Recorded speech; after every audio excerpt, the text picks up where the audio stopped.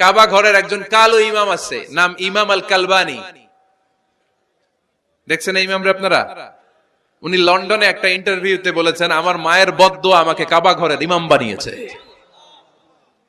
লন্ডনে একটা কনফারেন্সে উনি ইন্টারভিউ দিচ্ছিলেন, তো ওনাকে বলা হলো কাবার সব ইমাম সাদা ইমাম, আপনি কালো মানুষ, কেমনি ইমাম হইলেন? উনি বললেন, আমার মায়ের বদদোয়া আজকে আমাকে কাবা ঘরের ইমাম বানিয়েছে। উনি বললেন, আমি ছোট্টবেলা অনেক বদের হাট দিছিলাম, আমার মতো দুষ্ট আমার এলাকায় কোনো ছেলে ছিল না। মানুষের গালাগালি, মারামারি, দুষ্টামি, ভাঙচুর, চেঁচামেচি, চিৎকার, বিশৃঙ্খলা আমার মতো কেউ বেশি করতে পারতো না। কিন্তু আমার মা ছিল অনেক বড় আল্লাহওয়ালা। আমার মা জানতেন আল্লাহর কাছে দোয়া করার কত বড় পাওয়ার। আমার মা যখন আমার উপর রেগে যেতেন, আমার মা জানতেন রাগের মাথায় বদদোয়া দিলে বদদোয়া কবুল হয়ে যাবে।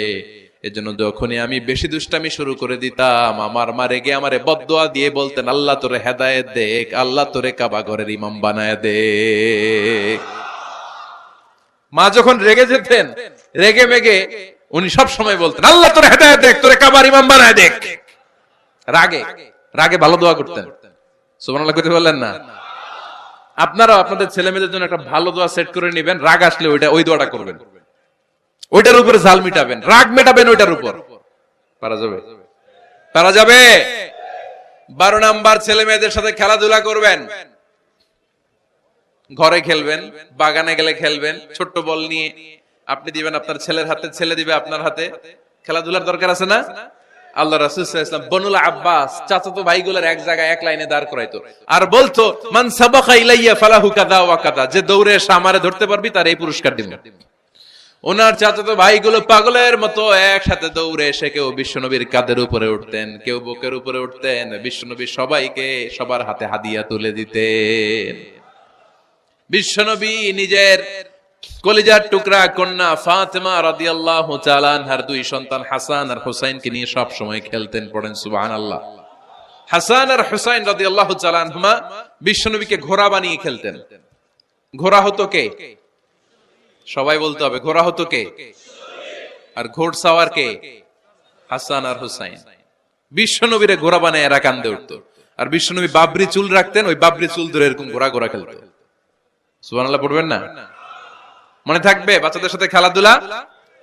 13 নাম্বার, কঠিন কঠিন ইবাদত গুলো বাচ্চাদেরকে ঘরে প্র্যাকটিস করাবেন। যেমন রমাদানের রোজা যদি রাখতে চায় রাখতে দিন। এই যে এপ্রিলে আসতেছে রোজা, অনেকে কয় হুজুর পারবে না, ছেলে কয় পারুম, বাবা কয় পারবে না। টিভিতে আমাকে অনেক জায়গায় লাইভ প্রশ্ন করেছে যে হুজুর আম্মু আমাকে রাখতে দেয় না, আমার রাখতে মনে চায়, আমি কি করব? আমি বলছি তুমি রাইখা ফেলবা। একদিন 2 দিন না খেয়ে থাকলে কোনো বাচ্চা মরে না মিয়া, মরবে? ওর যে স্পিরিটটা আছে এটাকে ইসলামের পক্ষে কাজে লাগান। ও রাখতে চায়, আপনি বাচ্চা দেন কেন? বাচ্চা দেবেন না। আমি যখন খুব ছোট, আমিও রোজা রাখার জন্য জোর করতাম, খুব জোর করতাম। তো আমার দাদি আমারে শিখাই দিত। আমি যখন স্কুলে যেতাম বলতো যে তোর রোজা রাখা লাগবে না, সারাদিন একটা কাজ করবি, তুই সকাল থেকে দুপুর 12টা পর্যন্ত না খেয়ে থাকলে অর্ধেক রোজা, 12টার দিকে আইসা ইফতারি করবি। তো আমার স্কুল ছুটি হইতো 12টায়, আমি 12টার দিকে আইসা ইফতারি করে ফেলতাম। তো আমার অর্ধেক রোজা হয়েছে। এরপরের দিন আবার 12টার দিকে উনি দাদি বুঝাইতেন যে তোর 2 অর্ধেক মিলে 1 রোজা, এই পুরা রমজানে তুই রাখবি 15টা রোজা।